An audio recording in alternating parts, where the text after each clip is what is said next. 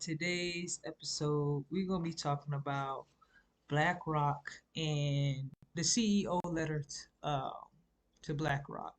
Now, I don't know if this video is based off of 2023 or 2022, but I'm going to be I'm not going to be reading it. I'm going to show you the letter of 2022, and I'm going to just be going over um, basically how I feel about it.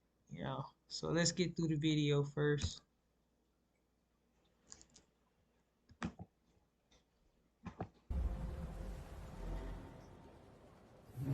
BlackRock's Larry Fink is out today with his letter to shareholders. The head of the world's largest asset manager starts his annual communication with the Russian invasion of Ukraine and the impact that the war has had on markets around the world, specifically the rate of globalization. Here's what he writes. I remain a long-term believer in the benefits of globalization and the power of global capital markets. Access to global capital enables companies to fund growth, countries to increase economic development. Go back some. It says, I remain a long-term believer in the benefits of globalization and the power of global capitalization markets.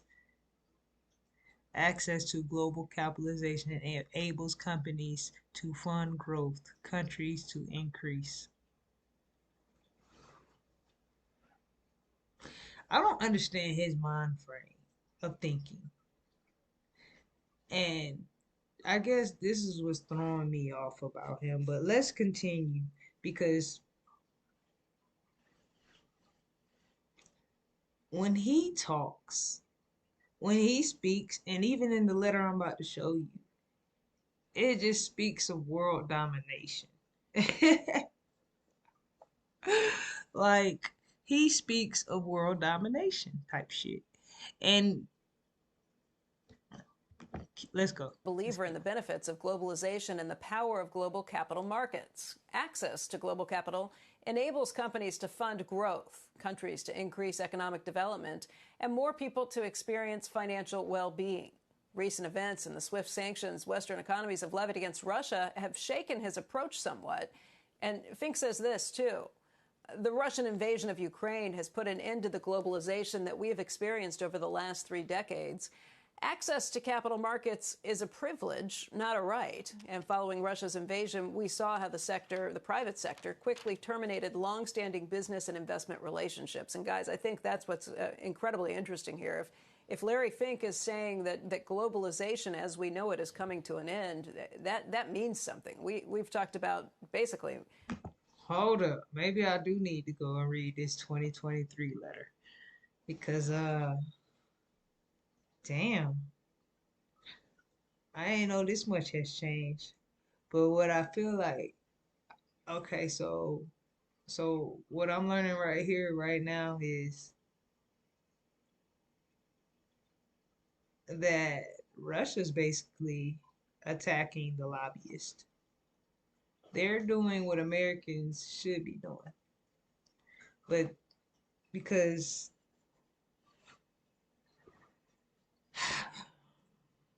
they're cutting into like, okay, so in order to keep deals going, right, you gotta keep your relationships with everybody healthy. And I don't feel like this is a right way to go because whether your relationship is healthy or not, if I'm in withstanding, bitch, if payment is there, it doesn't matter. Emotions out, you know. Um, but if payment ain't there and I gotta go off of other things, that puts us in a shaky situation. You know, it's always put up or shut up. Put up that money or shut the fuck up talking to me. And we really got a world where we're not putting up, we're just talking. We're not even shutting up. We just talking because we don't have nothing to put up. America has nothing to put up. So they're talking and they've been making business deals for the longest. That I owe you, haha, got your ass. You know what I'm saying? I owe your ass, all right. And I'm gonna continuously owe you. You feel me?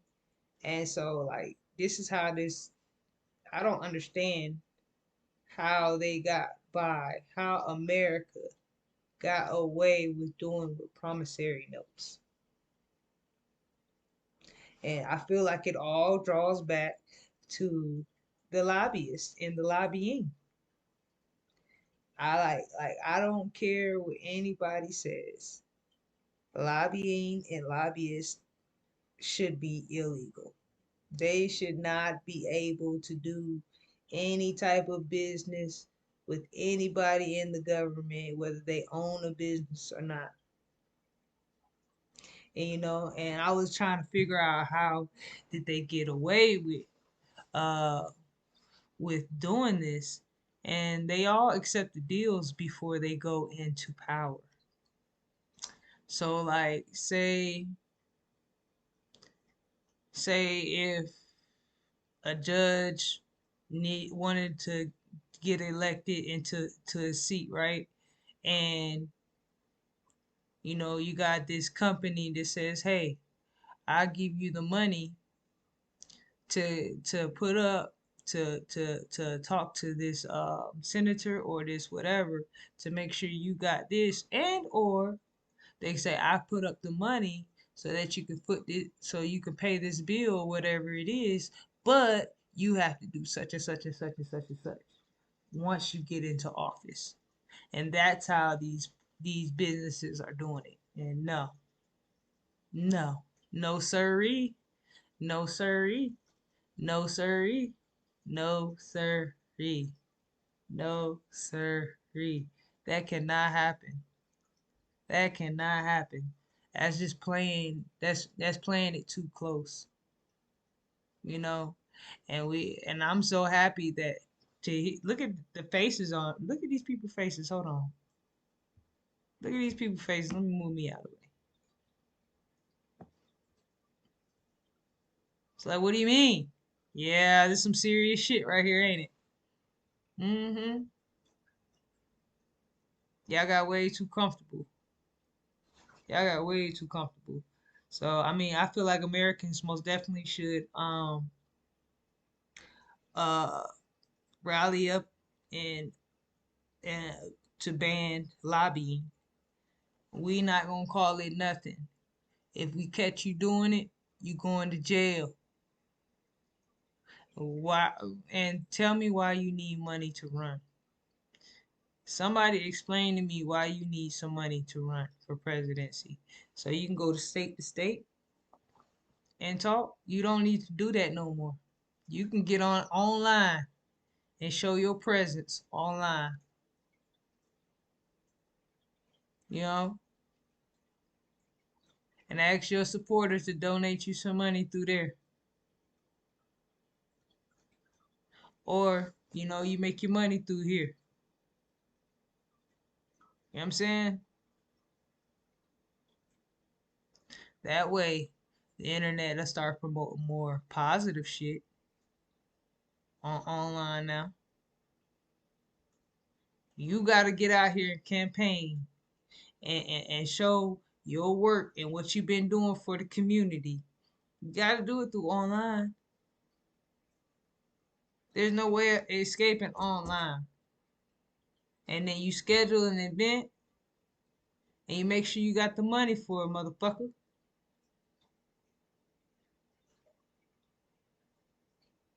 And like, why y'all making this shit so way out of price? Why was there a price on running for presidency?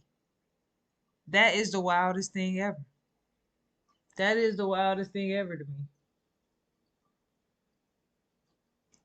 Y'all got plates selling for $420,000. What the fuck?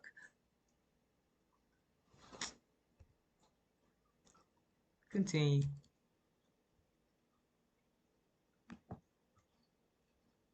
My entire professional career just being an expansion of globalization We are watching this in a lot of different ways. Larry Fink talking about this, what we heard yesterday from Intel CEO when he's talking to Congress about making sure that we can shore up plants here in the United States. It really does seem like we are coming to the end. And you know, you want to talk about backwardation. Right. This is backwardation when it comes to globalization. Well, to me, see, this is like a next level of post-pandemic. We didn't know this was coming, but when everyone talked about resilience and what was happening with the supply chain then, and now it's sort of, this whole issue has been elevated in a whole different way. So if you're Apple at this point, I think you have to have a real conversation about whether you want to be in China and how do you diversify at this point? Is there labor in other countries? You know, everybody thinks China is this sort of magical place where somehow you can surge labor when you need it to make the phones, and but somehow this doesn't exist in other places.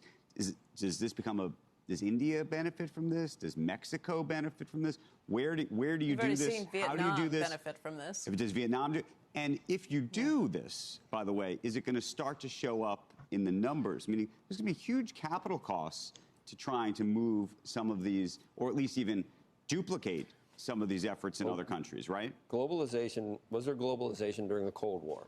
Can you have globalization and not have, is there globalization ex-Russia and potentially ex-China, depending on their, it's Western versus depending Eastern. On their behavior, on whether they can stay with it, and it remains to be seen. That it's possible. But think about margin compression. If this is true, if you really think the supply chain is going to move things around, labor, it's everything. not just move it around. It's going to be the initial cost of the move, and then the secondary ongoing cost. That's why you've got Intel CEOs and others asking for congressional help on this. Right. You know, they want to do this. They want to build plants here, but they don't want to do it necessarily with their own money without having which is also tax ridiculous benefits at the very because least. For the last 3 decades, everybody left here, to go for the cheapest possible thing, and now not only do they want to come back, they want to get paid to come back. Shepard Smith here. Thanks for watching CNBC on YouTube. Yeah, because y'all fucking everything up. Listen, every good relationship we had, y'all had to go step y'all pretty little toes on it. So, I mean, y'all just shouted out some other countries like, how we know they want to work with us? How we know they want to work with us? It's time for news about the news. Sling TV has the same news program. All right, so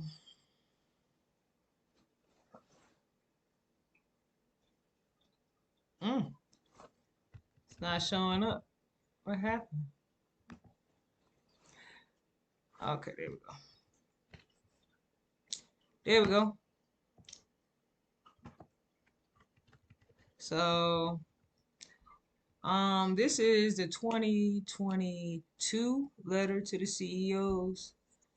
I found this particularly interesting because the language in which he was talking, like this was my first letter I ever read. And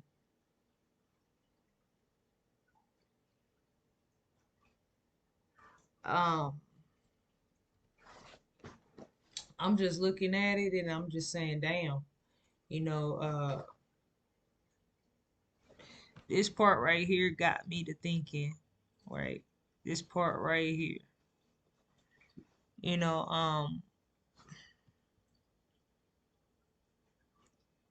see,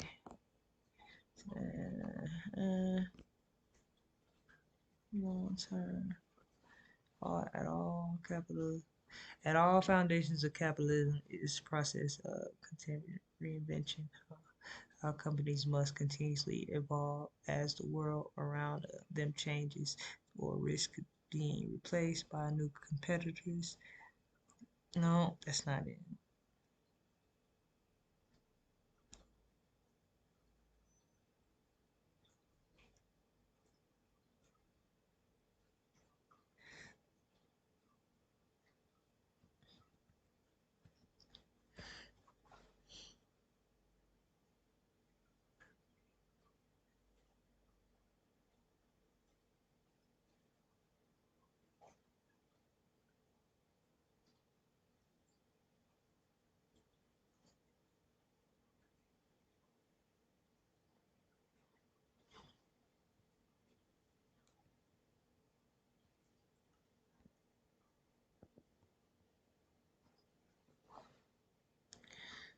Most notable dramatic technologies we have seen in companies.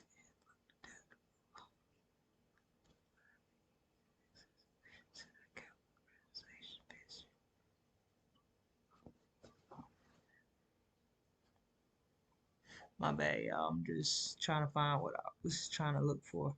Um,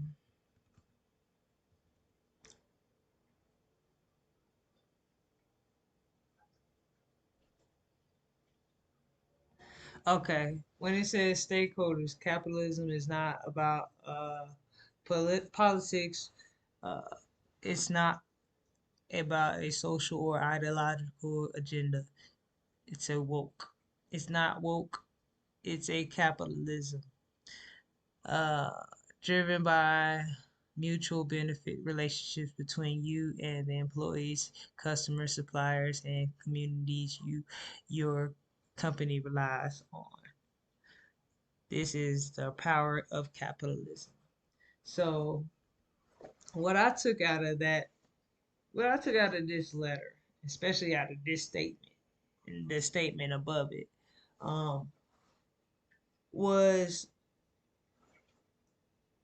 they create a relationship and they say yeah with the company, I mean with the employees, the customers, and the suppliers. And when they say communities your company relies on to prosper, you know, um to me, when I looked at this letter and after I got finished reading it, I just kind of felt disgusted, and I felt like, the relationship between uh major businesses and major companies and the government was too close. And I was like, damn. So if I was to start up, say if I wanted to start up a company right now, right? Um, and I didn't want anybody that was attached. Any major company that is big right now, I don't want them attached to it, right? And I wanted to grow it on my own. This Blackrock and like these major energy companies, major medical companies, uh, major just major companies in general. Um, they have their foot. Say if I wanted to create a bank and a financial institution, there would be no room for me to make my stamp because I will always because the people who are already big right now, if they see you getting bigger, all they have to do is go to their local politician or whoever's running, say, hey, I'm going to fund this and I'm going to give you this amount on top of the donation. You pay for whatever your expenses on this, and then I'm going to just go ahead and make sure you get that on the back end too. You know what I mean? So it's not really fair how they playing the game because all they got to do is because they already established, they already well known. All they got to do is say, pss, pss, pss, pss. Nah, I don't want them getting up ahead of me. So I'm gonna pay you a couple of dollars and you just gonna shut this shit down. That's nah. We got too many weak individuals willing to take bribes nowadays. You know what I mean? And I can say I'm gonna be honest. I was one of those people that took bribes to look the other way. To look the other way. But it used to eat me up inside. And it just got to a point in time where I was like, yo, I don't want your money. I'm tired of looking the other way. I don't want to look the other way. This is right on my conscience too. You know what I mean? So it's just like we really truly need to remove um lobbying and lobbyists, however you want to call it, whatever you want to call it, whichever way you want to call it. Just mean to make it illegal. Any way, shape, and form that you are running like that, we shut you down. We shut you down. We shut you down.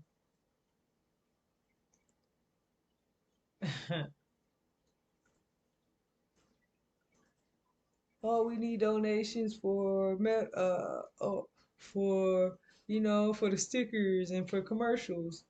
Listen, ain't nobody watching TV no more. You can hold your camera up and do a 5 minute ad.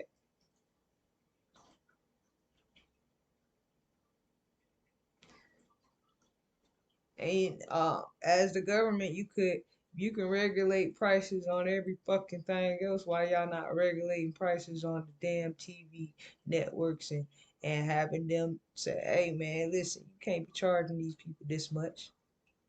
Y'all outpricing it because y'all don't want nobody else to get in there, and you got damn near give away arm, the leg, the tooth, the other leg, and the other arm, and all you got really left is the head. You want everything before they can actually get a spot in, and that's not cool. This is the land of the pursuit of happiness, life, and liberty. You know, to me, people have gotten away with way too much stuff, and it's time to shut this shit down. You understand me? It's time to actually check some of these motherfuckers. And as Americans, that's what we need to start doing, checking these motherfuckers. Cause until then, ain't nothing gonna happen. Ain't nothing gonna happen. Please do type in. I'm about to go and read the 2023 Blackrock letter because that was interesting. Um, um, that was interesting to hear, to see, to know. Um, and to make, and another reason why I want to stop this and just to come in and just to make sure that um the government stops being tyrants, because the government is being a tyrant. You got the whole world being tyrants. It's just like, I don't know, some of y'all really do believe the governments are like, you go to them and you ask them for permission to do things. No, they are nobody that you ask for permission to do things. They ask us for permission to do shit. You don't ask permission from the government to do a motherfucking thing. They ask us for permission because they work for us. Do y'all not understand that? You know, they don't work for the big private sectors, the big businesses, the big corporations. They do not work for them. And if we can, hey, one thing about it, two things for sure. I feel like if you can take their money, you can take their money and say, ha ha, I got your ass too. I'm not doing that shit. The fuck is wrong with y'all? This shit getting ridiculous, man. Go check out this letter. I'm about to go read the other letter. Y'all have a blessed day. I'm gonna see y'all when I see y'all. You hear me? You hear me? You hear me? Peace.